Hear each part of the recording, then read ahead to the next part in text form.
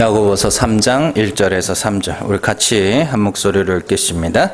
내 형제들아 너희는 선생된 우리가 더 큰 심판을 받을 줄 알고 선생이 많이 되지 말라. 우리가 다 실수가 많으니 만일 말에 실수가 없는 자라면 곧 온전한 사람이라 능히 온 몸도 굴레 씌우리라. 우리가 말들의 입에 재갈을 물리는 것은 우리에게 순종하게 하려고 그 온 몸을 제어하는 것이라. 아멘.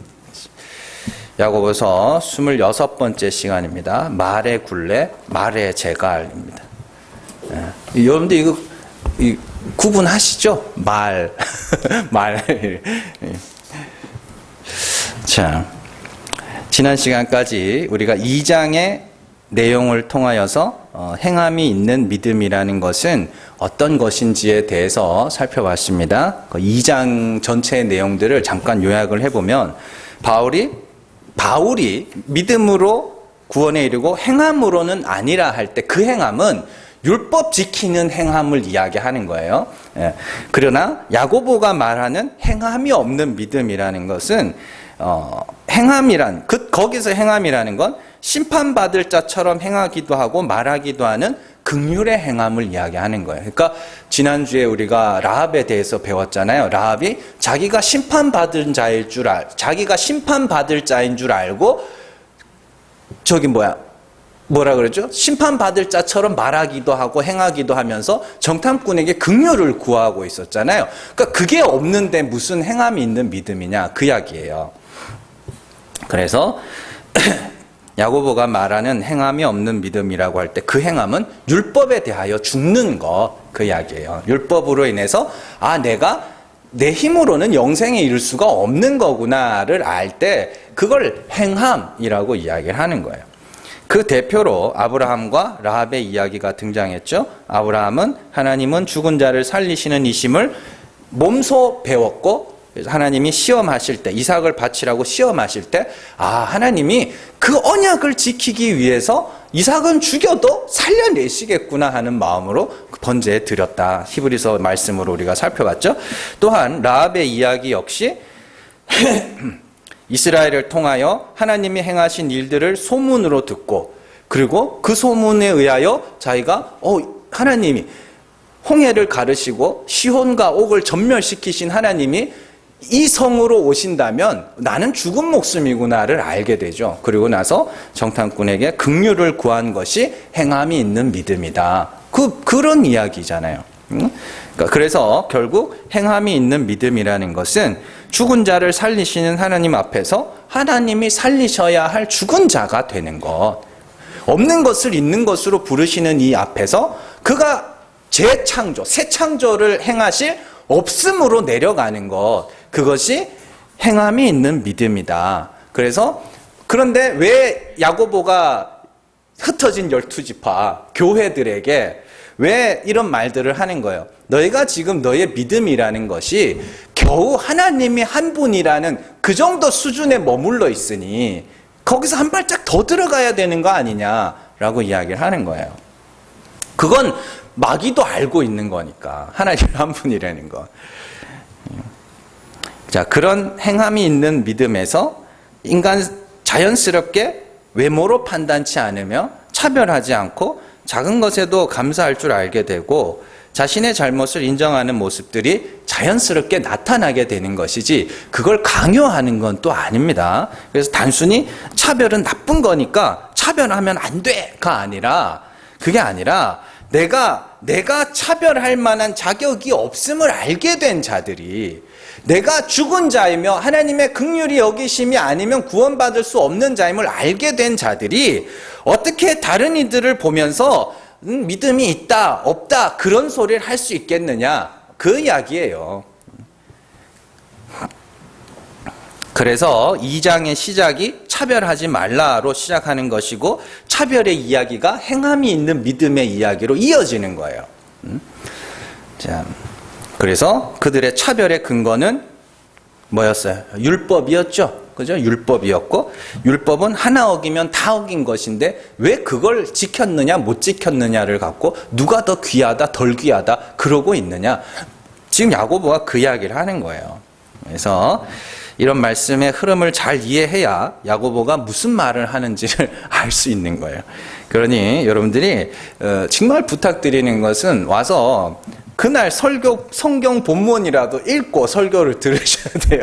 설교 들으면서 이걸 읽을 수는 없는 거 아닙니까? 그러니까 읽으시면, 성경을 항상 읽으시면서 설교를 들으셔야 설교의 맥이 안 끊기고 이렇게 쭉, 이게 무슨 말인지가 이해가 된단 말이에요. 그러니까 편지는 어록집이 아니기 때문에 한 문장씩 떼어 읽으면 안 돼요. 문맥을 따라서 읽을 수 있어야 됩니다. 그래야 야고보가 지금 무슨 말을 하고 있는지를 이해를 할 수가 있는 거 아닙니까? 자, 최근에 좀 그쪽 분야에 관심 있는 사람들은 꽤나 충격적인 기사가 하나 있었어요. 함은경이라는 사람입니다. 그 586 세대 운동권 세력의 상징적 인물이에요. 그래서 막 미국 문화원 습격 사건, 방화 사건 다 관련돼 있고 막 그랬던 사람인데, 이 사람이 자신은 이제 진보 세력 또 사회주의를 버리고 보수주의로 전향했다고 공개적으로 선언했어요. 인터뷰를 통해서, 신문 인터뷰를 통해서 선언하는 일이 있었어요. 자기 진영을 비판하고 그냥 버리는 사람들은 있어도 난 이제 보수주의자가 되겠다라고 전향하는 경우들은 잘 없습니다. 근데 최근에 이제 몇몇 유명한 사람들이 몇몇 그렇게 넘어온 사람들이 있어요. 그 인터뷰를 통해서 자신은 뼛속까지 사회주의자였으며 자본주의는 절대 악이라고 믿고 있었지만 이제는 자기 자신이 틀렸다는 걸 인정하게 되었다라고 이야기를 합니다. 그리고 자기가 그렇게 돌아서게 된 계기가 뭐냐면, 원래 이 사람이 국회의원이 되려고 하고 막 그 정치를 하던 사람이었어요. 그러다가 이제 안 되니까 일선에서 물러나서 횟집을 운영하게 됐어요. 군산일 거야. 막 거기서 횟집을 운영하게 됐는데, 횟집을 자기가 직접 운영하면서 직원들의 월급을 줘보니까 사회주의자들이 말하는 것이 전부 허구였고 거짓이었다라는 것을 알게 됐다는 거예요. 그러니까 그 사람이 잘했다 잘못했다 이걸 따지려는 게 아니라 자세한 내용도 여기서 굳이 논할 필요가 없어요. 그런데 이 사람의 인터뷰에 여러 사람들이 댓글을 달았어요. 그 댓글들 중에 이 사람을 비난하는 사람들이 있었어요. 뭐냐면, 그 나이 먹고 이제 알았냐? 예요. 그 나이 먹고 그걸 이제 알았냐? 그런 이야기였어요. 그래서 이 사람이 이제 올해로 58입니다. 이분이 나이가 58인데 보통 이제 사회주의를 접하면은 중고등학교 때 접하는 건 아니에요. 대학교에 가서 접하면 거의 한 18년이니까 그건 한 20년 세월을 사회주의자로 살았던 거예요. 그렇게. 그래가지고 그러다가 이제 가리 늦게 깨달은 거죠. 이게 아니구나. 사회주의 이상론이라는 것이 그냥 뜬구름 잡는 소리였구나라는 것을 알게 됐죠. 또 한편으로는 이런 일도 있었어요. 여신도 9명을 상습 성폭행한 목사가 징역 12년형을 받았습니다. 그 사람이 무엇으로 여신도들을 성폭행했는가 하면 이렇게 해야 천국에 간다고 말했어요. 물론 JMS나 이런 사람들도 그런 논리였죠. 내가 너를 깨끗하게 해야 돼.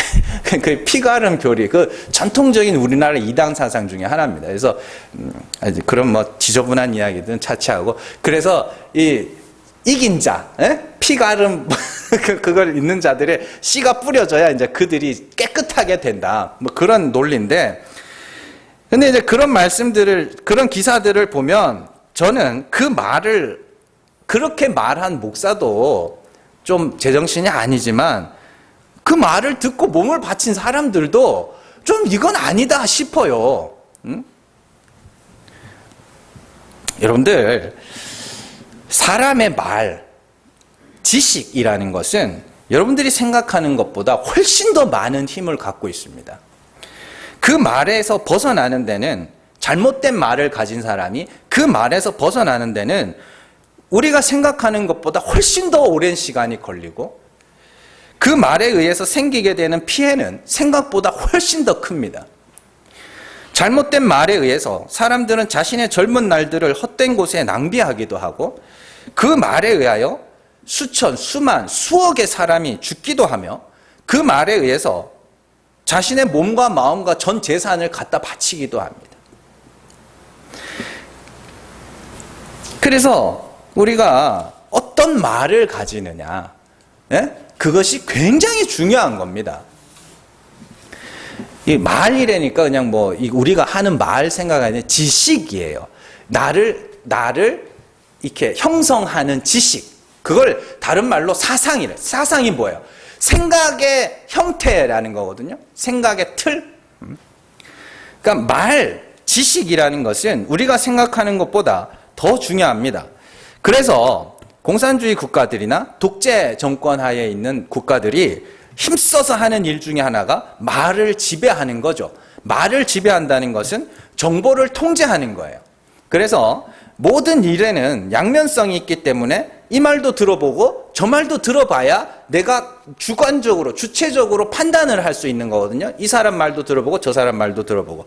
예를 들어서 만약에 뭐 우리 교회 안에서 두 사람이 싸웠다고 치자고요. 그러면 이 사람 말도 들어보고 저 사람 말도 들어봐야 올바른 판단을 내릴 수 있을 거 아닙니까? 그런데 한쪽 말만 듣게 하는 거예요. 저쪽하고는 아예 만나지도 못하게 차단을 시켜버리면 그냥 내 마음이 내게 말하는 사람 쪽으로만 이렇게 쏠릴 수밖에 없는 거예요.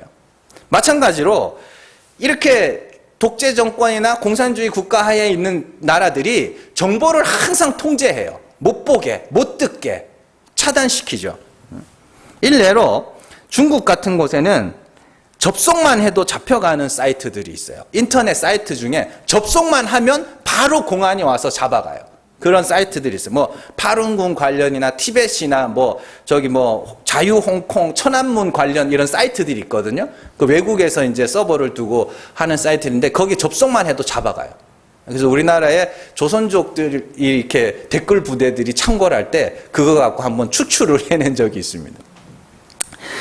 자, 그리고 말이 처음 씨앗처럼 뿌려지는 곳이 학교죠. 학교에서 말이라는, 지식이라는 게 처음 가르쳐진단 말이에요. 학교에서 선생님들에 의해서 전달되는 말이 어린아이의 가치관 형성에 굉장히 많은 영향을 끼치고 그 아이의 앞날의 방향성이 결정이 돼요. 벌써 20년 가까이 지난 일이지만 2003년도 육군사관학교의 설문조사에서 우리의 주적이 누구인가라는 설문조사를 했는데 미국이 우리의 주적이라고 응답한 사람이 34%였어요. 육군사관학교에서. 북한이 우리의 주적이라는 사람 33%밖에 없었고 3위가 일본이고 4위가 중국이었어요. 그래서 그때 이제 육군 이쪽 사람이 그때 되게 시끄러웠던 적이 있어요.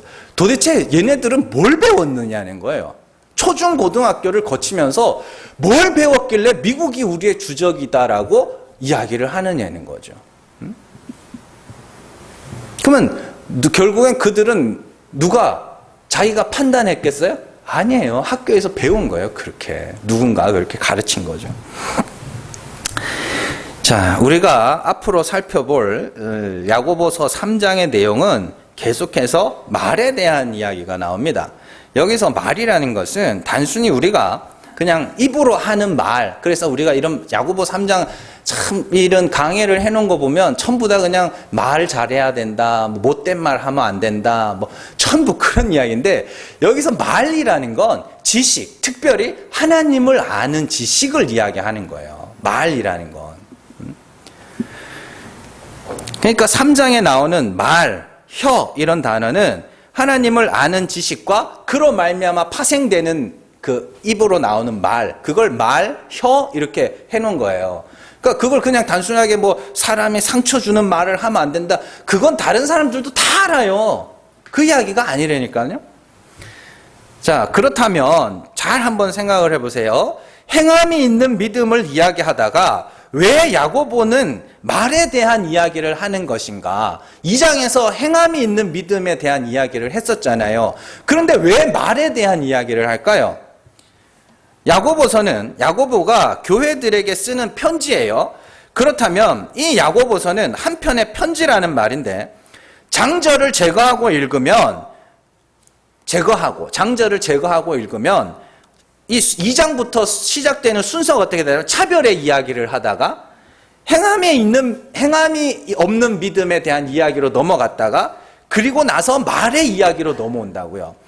그러면 결국 이 말이 뭐냐면 누군가가 가르친 잘못된 지식에 의해서 사람들이 행함이 없는 죽은 믿음을 갖게 되었고 그 행함이 없는 죽은 믿음을 가진 결과로 서로 뭐하고 있다는 거예요? 차별하고 있다. 이렇게 이야기의 흐름이 흘러가는 거예요.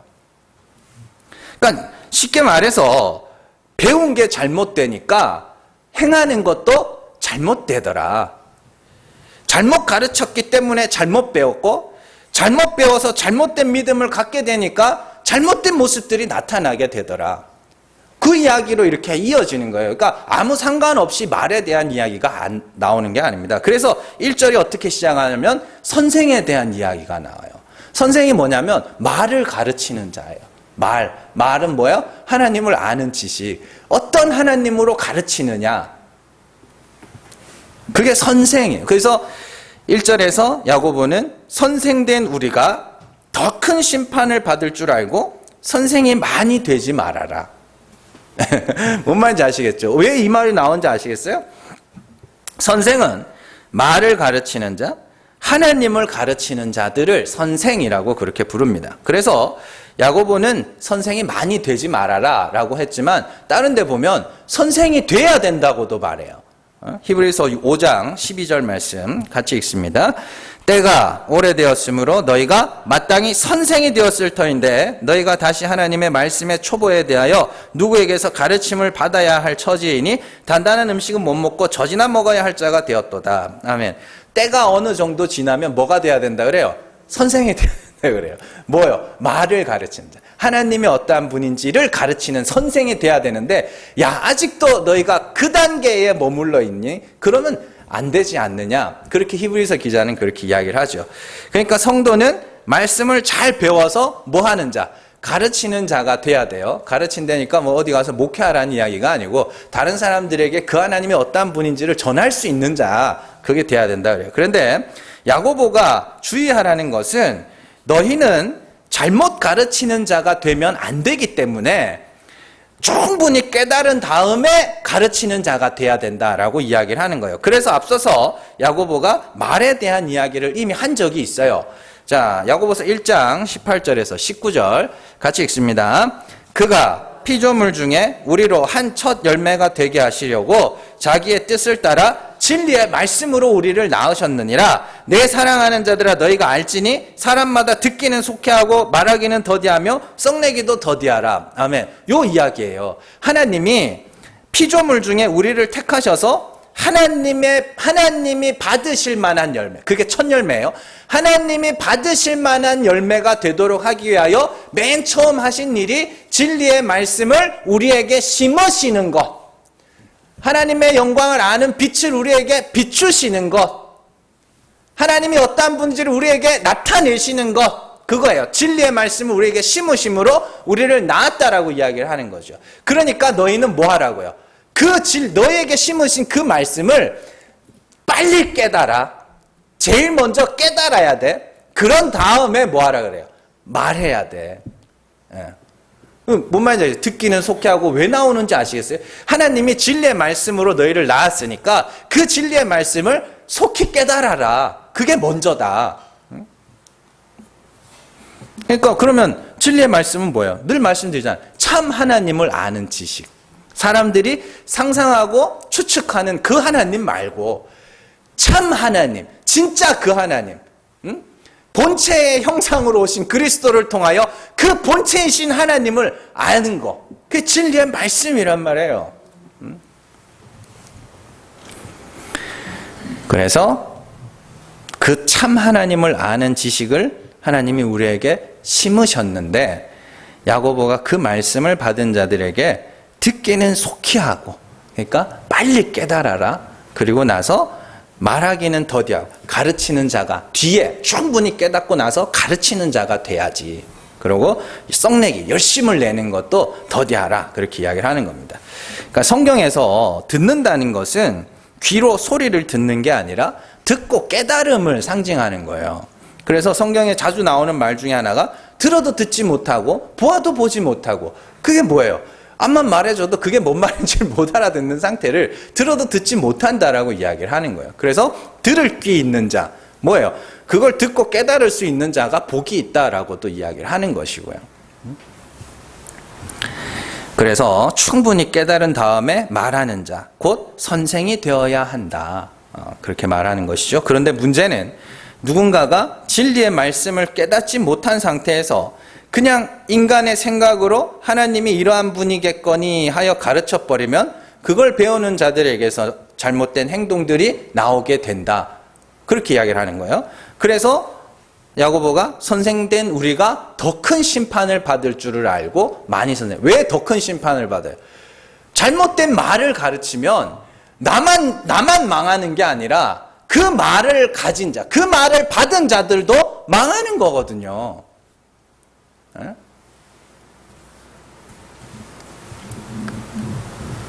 그러니까 여기에는 두 가지 의미가 담겨 있어요. 첫 번째는 알아도 말하지 못하는 자들은 믿음이 없는 것과 마찬가지예요.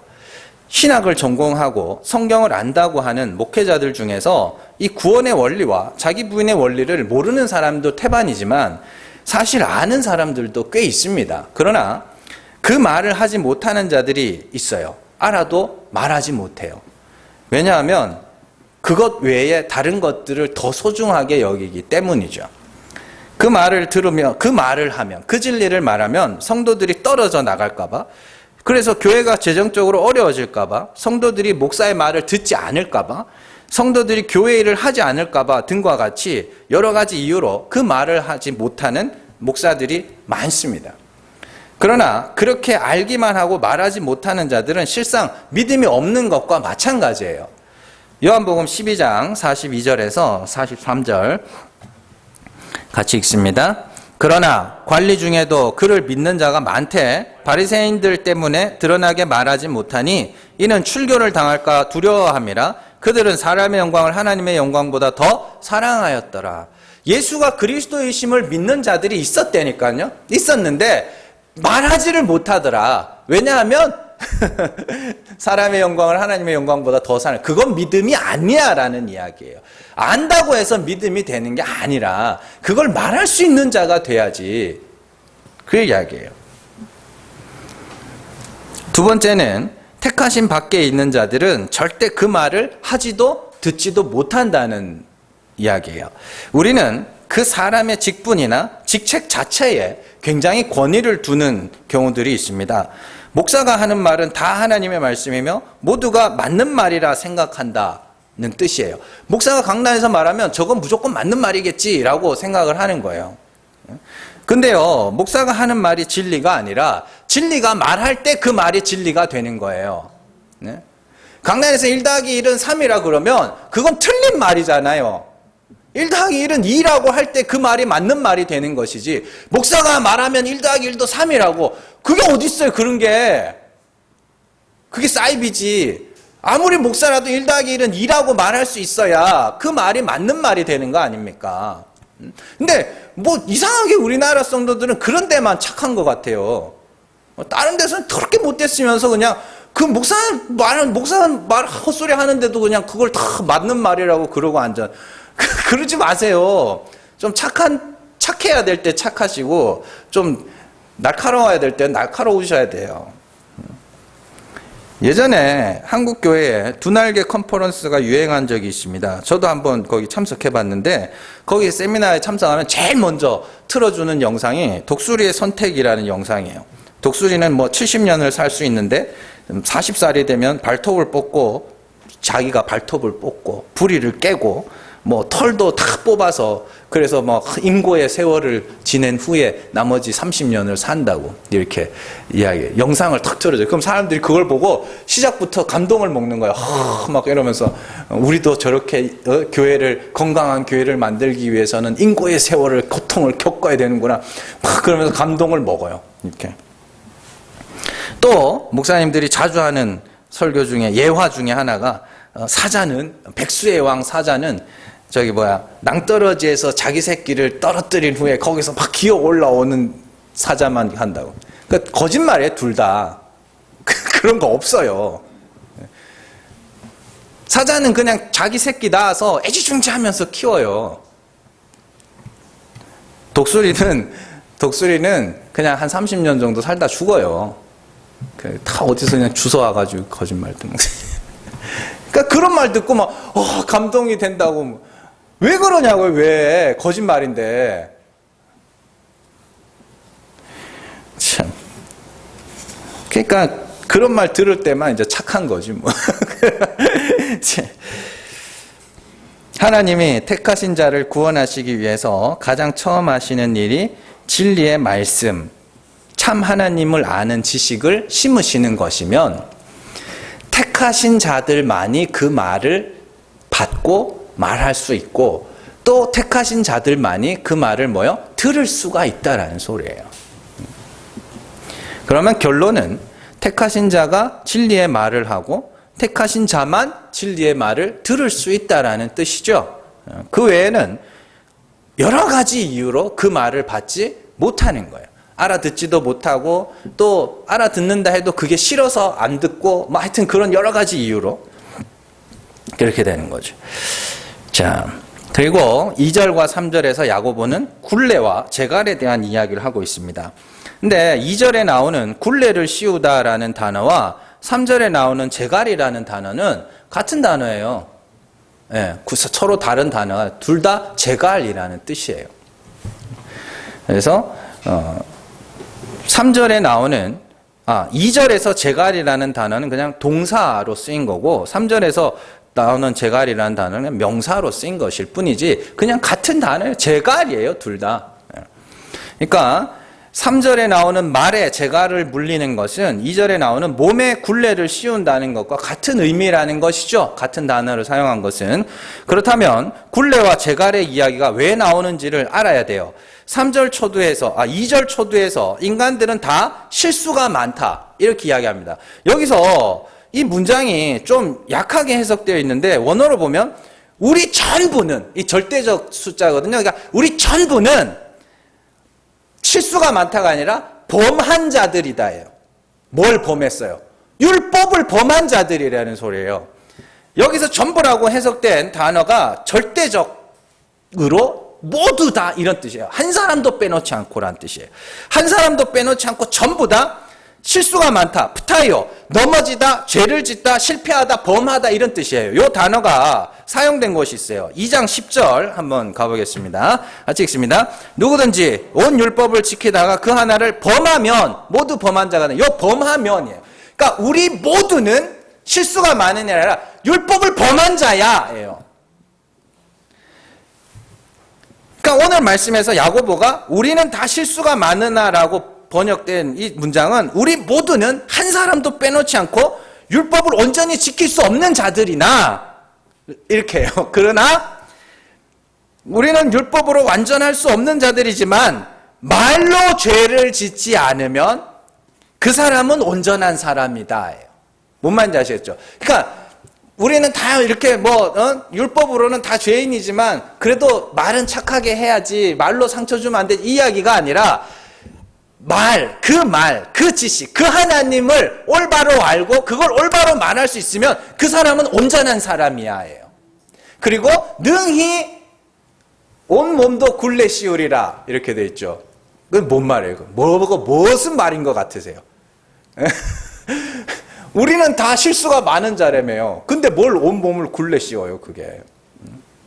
온몸에 재갈을 씌울 수 있는 거예요.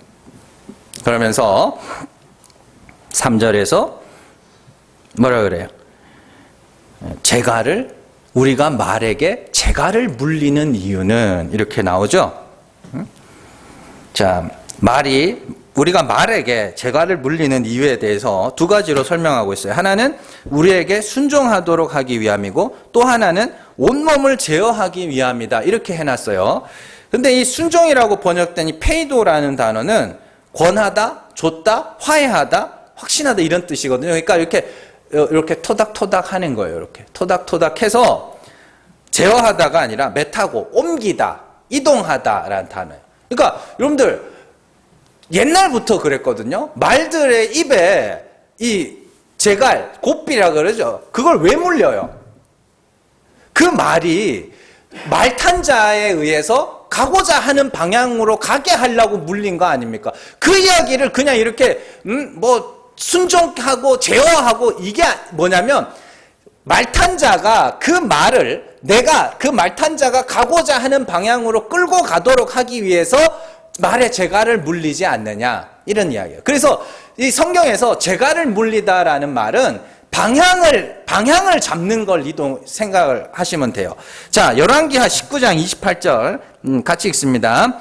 내가 내게 향한 분노와 내 교만한 말이 내 귀에 들렸도다. 그러므로 내가 갈고리를 네 코에 깨고 재갈을 네 입에 물려 너를 오던 길로 끌어 돌이키리라 하셨나이다. 시편 32편 9절 같이 읽습니다. 너희는 무지한 말이나 노새같이 되지 말지어다. 그것들은 재갈과 굴레로 단속하지 아니하면 너희에게 가까이 하지 아니하리로다. 아멘. 잘 보시면 열왕기하에서도 분노와 교만한 말이 들렸다 그래요. 그 인간들이 지금 뭐 한 거예요? 교만해진 거죠. 그래서 재갈을 물려서 어떻게 하겠다 그래요?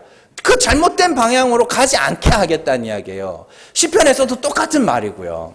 시편에서도 말이나 노새처럼 되지 말라. 그게 재갈을 물리지 않으면 네게로 오지 않을 거다. 놔두면은 항상 뚱뚱한 방향으로 간다는 소리잖아요. 그래서 이사야서에서도 우리는 양 같아서 각기 제 길로 갔거늘 이렇게 나오잖아요. 그걸 재갈을 물려야 가야 될 방향으로 가게 되는 거 아닙니까? 그러니까 재갈을 물린다는 건 그런 거예요. 방향을 잡는 거예요. 그러면 오늘 말씀들을 쉽게 풀어보면, 자, 선생을 통하여 하나님이 어떠한 분인지가 증거될 때, 그 말이 주어지는 거잖아요. 증거될 때 사람들이 어떤 말을 가지느냐에 따라서 그 사람의 신앙의 방향이 결정된다예요. 뭔 말인지 아시겠어요?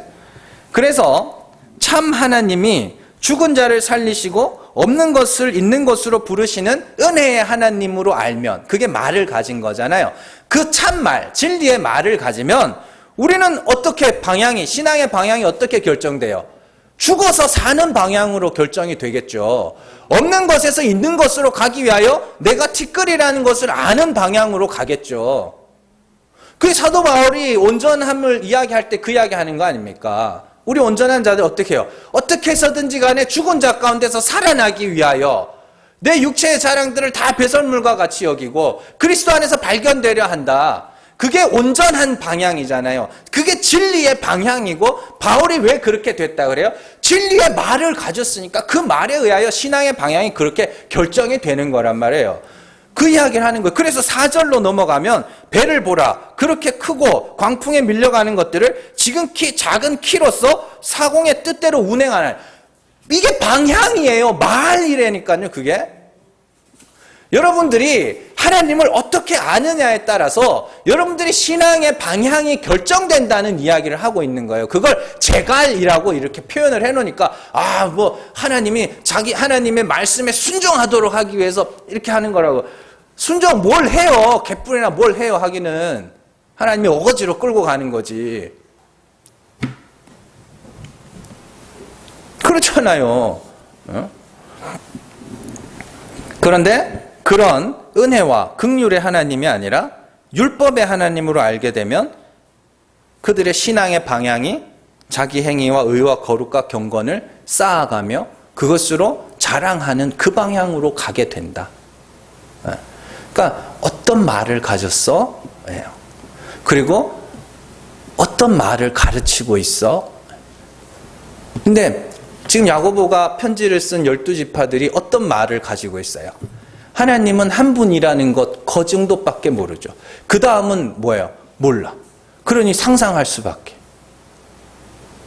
자, 우리는 여러 설교나 성경이나 책들을 통하여서 성령의 인도하심을 들었죠? 성령의 인도하심. 그래, 성령이 우리를 인도해 가실 거야. 그런데 성령이 우리를 어떻게 인도해 가시는지는 말을 안 해주니까 성령이 우리를 인도하실 거야 까지는 아는데 그 다음은 모르니까 뭐예요? 상상을 하는 거예요. 그 다음부터는. 하나님이 우리를 사랑하십니다. 예, 맞아요. 거기까지는. 근데 그 하나님의 사랑이 어떻게 나타났는지까지가 설명을 안 해주니까 그 다음은 상상하는 거예요.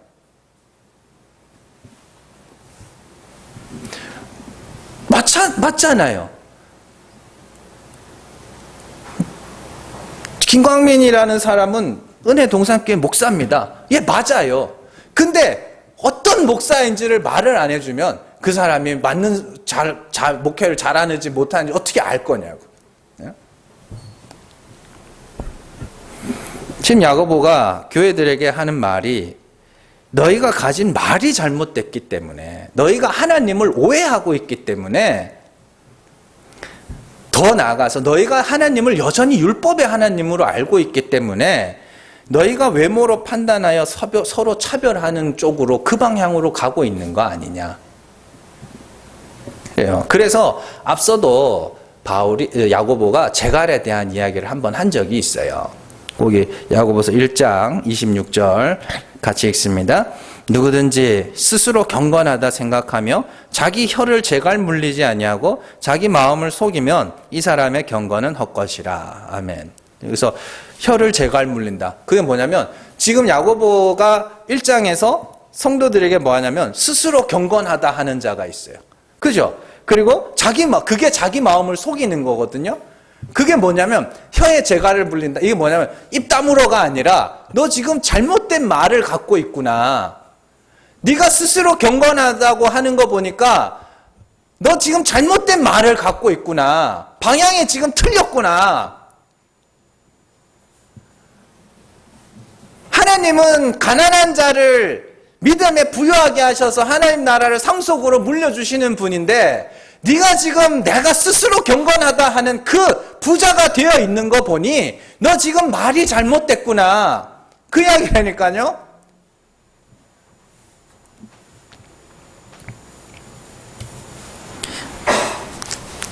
그러니까 너희가 방향을 올바로 잡아라. 너희 말을 점검하여 말에 실수가 없는 자가 되고, 하나님을 똑바로 아는 자가 되라는 소리예요. 그리고 그 말에 의하여 너희의 신앙의 방향이, 성도의 신앙생활의 방향이 올바로 잡혀가야지. 그 이야기잖아요. 그러니까 신앙의 방향을 결정하는 것은 말이에요. 그리고 말은 하나님을 아는 지식이에요. 그래서 야고보가 부한 자들에게 너희는 가난해져야 한다고 말하는 것이고, 가난한 자들에게 너희는 믿음에 부여하여 하나님 나라를 상속으로 받게 될 것이다 라고 이야기를 하는 거예요. 그리고 풀은 마르고 꽃은 시들고 이렇게 이야기들이 계속 반복해서 나오는 이유가 그게 올바른 방향이고 그게 바른 말을, 옳은 말을 가진 자들의 신앙의 방향이라는 소리예요. 하나님은 그런 분이라는 말이에요. 그러니 너희 마음을 낮추라 이렇게 이야기하는 거고, 다른 사도들도 동일하게 성도들에게 마음을 낮춰라, 죽어라, 긍휼을 구해라, 너희 믿음과 소망이 하나님께 있게 해라. 믿음과 소망이 하나님께 있다는 말은 그 반대말은 뭐예요? 그 믿음과 소망이 나에게로 향하여 있다는 뜻이에요. 그리고 모두가 같은 말을 가져야지 이렇게 하는 거예요. 고린도전서 1장 10절입니다. 같이 읽습니다. 형제들아, 내가 우리 주 예수 그리스도의 이름으로 너희를 권하노니 모두가 같은 말을 하고 너희 가운데 분쟁이 없이 같은 마음과 같은 뜻으로 온전히 합하라. 에베소서 4장 5절에서 6절입니다. 주도 한 분이시요 믿음도 하나요 세례도 하나요 하나님도 한 분이시니 곧 만유의 아버지시라. 만유에 계시고 만유를 통일하시고 만유 가운데 계시도다. 아멘. 이런 말씀들은 교회에 다니는 사람들은 다 같은 마음을 품고 다 같은 말을 해야 된다고 하는 그런 공산당 선언에는 나오는 그런 말이 아니고, 같은 말을 가진다는 건 한 하나님으로 안 돼. 모두가 그 하나님을 한 분 하나님, 한 분 하나님이 아니라 그 하나님이 이런 분이구나라는 그 하나님을 정확하게 알아야 된다는 소리예요. 그 말을 가질 때 어떻게 해요? 거기서 같은 마음을 갖게 되죠. 맞네. 내가 하나님이 죽이셔야 할, 살리셔야 할 죽은 자구나. 그 정도로 이렇게 내려갈 거 아닙니까? 그래서 우리 모두는 예수 그리스도를 통하여 하나님이 죽은 자를 살리시는 분이심을 보았고 알았고 이제 믿었어요. 그래서 우리는 그리스도와 같은 모양으로 죽었어요. 그리고 죽어갈 거예요. 나이 많아서 혹은 병들어서 죽는 거 말고 날마다 그리스도의 십자가가 내게서 나타나는 고난. 그래서 날마다 나는 죽은 죄인입니다라는 그 고백, 그게 그리스도와 함께 죽는 거거든요. 그리고 거기서 끝나는 게 아니죠. 하나님이 죽은 자 가운데서 그리스도를 살리신 것 같이 우리도 살리실 줄 믿는다 그러잖아요. 그래서 그 소망이 하나님께 있는 거거든요. 하나님이 불쌍히 여기셔서 나를 살리실 줄로 믿습니다. 그래서 근심하는 자 같으나 기뻐하는 자고, 무명한 자 같으나 유명한 자고, 이렇게 가는 거. 가난한 자 같으나 많은 사람들을 부유하게 하고, 그게 그 이야기거든요. 그것이 우리의 신앙의 방향이에요. 그래서 이전에는 나를 자랑하는 신앙의 생활을 했다면, 이제 진리의 말을 가진, 이제 지금은 내 자랑이 전부 배설물처럼 여겨지게 되고, 그리고 그리스도의 십자가로 자랑하고 하나님의 은혜를 찬송하고 이런 방향으로 가게 되는 거랍니다. 내 자랑이 없어져 가야 맞는 거예요. 그래서 진짜로 나는 하나님이 불쌍히 여기셔야만 구원에 이를 수 있는 자구나라는 것을 여러분들의 인생을 통틀어서 여러분들이 그걸 배우는 거고. 그러나 여전히 그 말이 잘못된 사람은 내가 뭔가를 해야지 이렇게 가는 거고요. 그리고 이렇게 죽어가면서 그 하나님을 향한 소망과 확신이 있기 때문에 또 내가 하나님이 마음을 주시면 또 많은 것들을 행하기도 하는 것이고, 그렇게 되는 거예요. 그것이 우리의 신앙의 방향이에요. 죽은 자 가운데서 살아나기. 그게 우리의 신앙의 방향이라고요. 그러나 우리의 육신의 소욕을 부추기는 말들이 있습니다. 천국에는 상급이 있습니다. 하나님 앞에 우리가 할 말이 많아야 됩니다. 자랑할 게 많아야 됩니다. 혹은 하나님은 우리 상급, 천국에 상급이 있습니다. 우리 행위에 대한 보상이 있는 그런 겁니다. 이렇게 가르치는. 그들은 왜 그런 말을 할까요? 그들의 가진 말이 잘못돼서 그래요. 그래서 그 하나님을 아는 잘못된 지식에 의해서 다른 사람들에게 하나님이 그런 분으로 전해지는 거 아닙니까? 그렇게. 그러면 그 말을 가진 자들은 뭐 하게 돼요? 그 말대로 되는 거예요. 그렇게.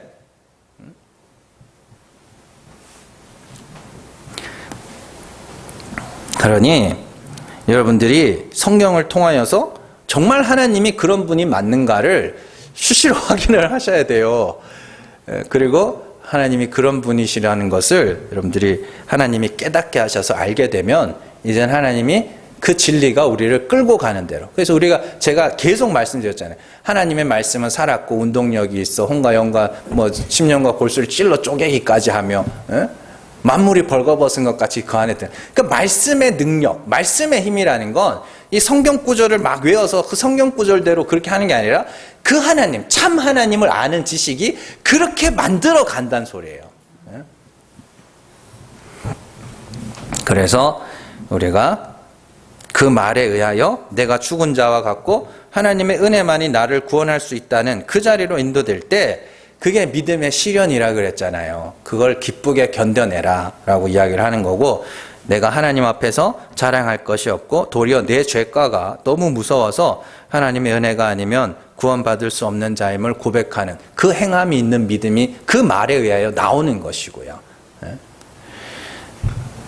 말이 방향을 잡아갑니다. 말이 방향을 잡아가요. 무슨 말을 가지고 있는지, 내가 어떠한 하나님으로 알고 있는지를 수시로 확인하시고 그 말이 여러분들을 정말로 그 말이 이끄는 대로 여러분들이 따라가시면 돼요. 그래서 정말로 그 말대로 죽은 자 가운데서 살아나시기를 주님의 이름으로 축원합니다. 기도하겠습니다.